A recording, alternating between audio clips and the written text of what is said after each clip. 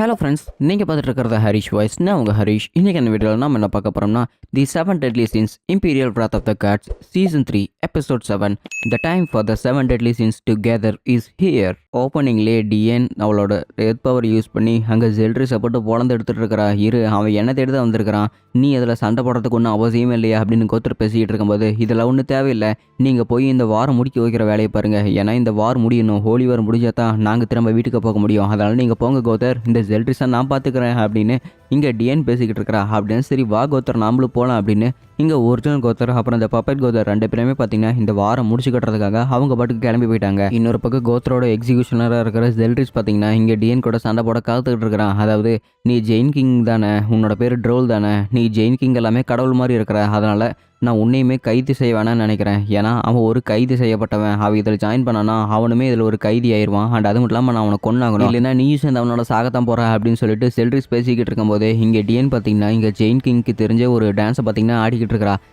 Dance ஆடின உடனே பார்த்தீங்கன்னா அவள் கரெக்டாக அவளோட எர்த் பவர் வந்து அவன் மேலே அப்சர்வ் பண்ணிக்கிட்டா. ஓ இதுதான் ஜெயின்ஸ் எல்லாமே டான்ஸ் ஆடுற எர்த் மூவா, பார்க்கறக்கே அட்டகாசமாக இருக்குது அப்படின்னு ஜெல்ட்ரிஸ் பேசிக்கிட்டே இருக்கும்போது, இப்போ வாடா கூட ஒத்தை கொந்த சண்டை அப்படின்னு பவரை சார்ஜ் பண்ணிக்கிட்டு ட்ரோல் பார்த்தீங்கன்னா சண்டை கூப்பிட்டுக்கிட்டு இருக்கிறான். அண்ட் அதே சமயத்தில் கிகா ஃபால் அப்படின்னு சொல்லிட்டு ஒரு விஷயத்த போடுற பாருங்க. அந்த இடத்துல ஏகப்பட்ட பாறை எல்லாமே பார்த்தீங்கன்னா ஜெல்ட்ரிஸ் மேலே விழுகுது.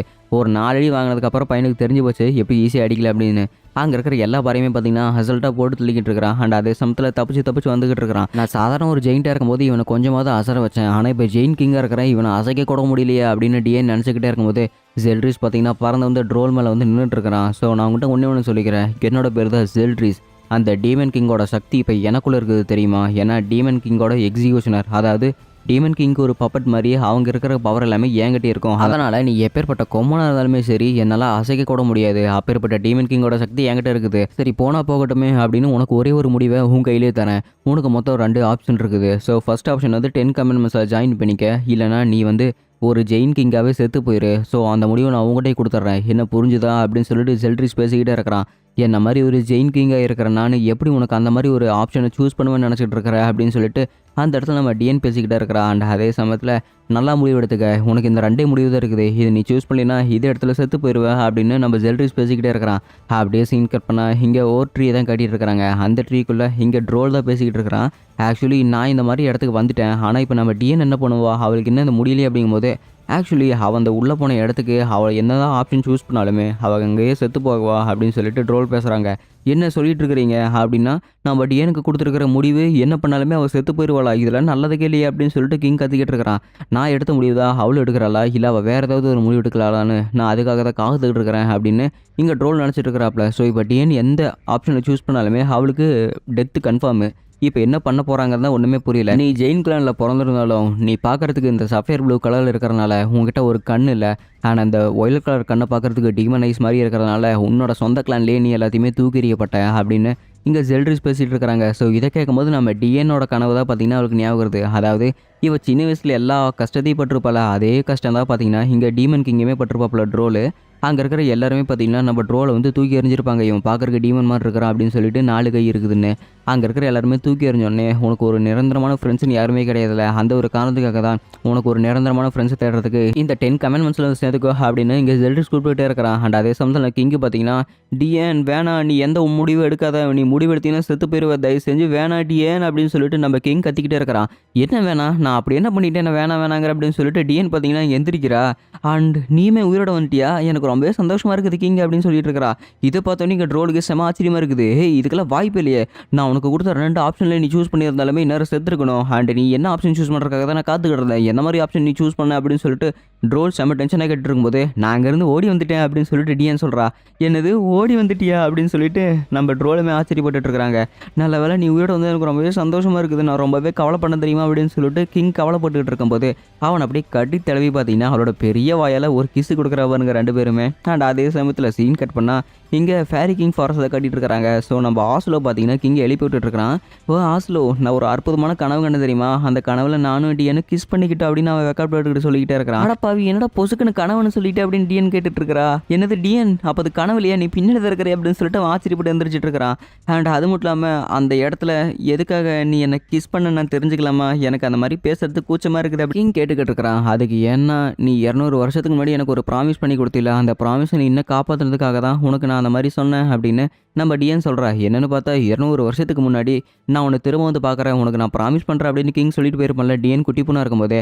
அது பார்த்தீங்கன்னா இவளுக்கு இன்னும் ஞாபகம் இருக்குது. உனக்கு எப்படி அது ஞாபகம் இருக்குது அப்படின்ட்டு இருக்கும்போது கோத்தர் தான் எனக்கு அந்த மெமரியை திரும்ப கொடுத்தான் அப்படின்னு சொல்லிட்டு நம்ம கோத்தர் இங்கே பழைய மெமரிஸை ஒரு கிஃப்ட்டை கொடுத்துருப்பாப்ல. அது போன எபிசோடில் சொல்லியிருக்க மாட்டாங்க, ஆனால் இந்த எபிசோடில் தான் சொல்லியிருக்கிறாங்க.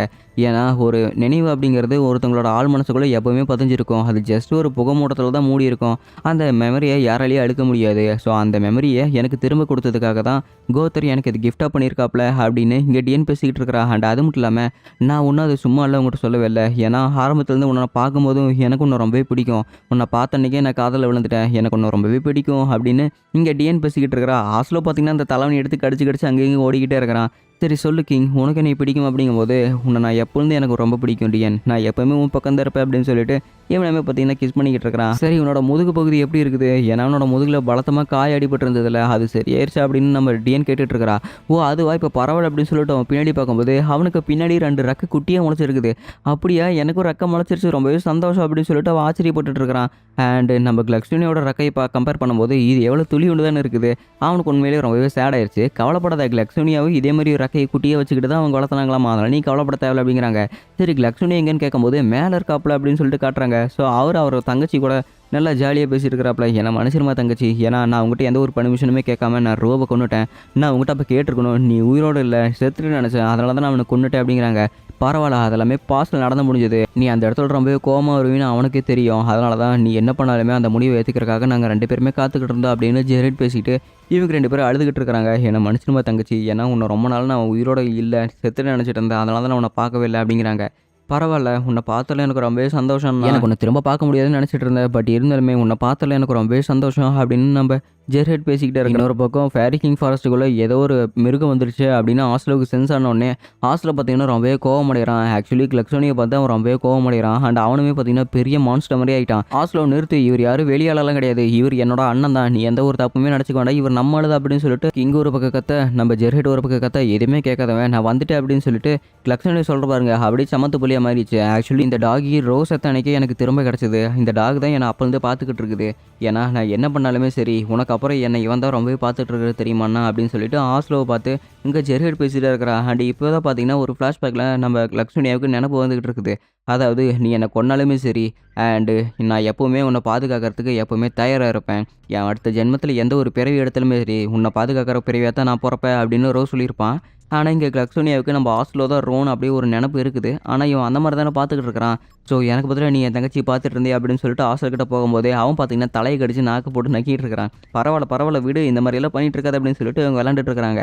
சரி அப்படின்னா ஃபேரி கிங் ஃபாரஸ்ட்டில் எல்லாமே சரியாக முடிஞ்சிருச்சு கிங், நம்ம வேணா இங்கே லியோனஸ் கிங்டமுக்கு போகலாமா அப்படின்னு டிஎன் பேசும்போது சரி நீங்கள் போகிறதுனா போங்க, இந்த ஃபேரி கிங் ஃபாரஸ்ட்டை நான் பார்த்துக்கிறேன் அப்படின்னு சொல்லிட்டு கிளக்ஸோனி சொல்லிட்டு இருக்கிறான்.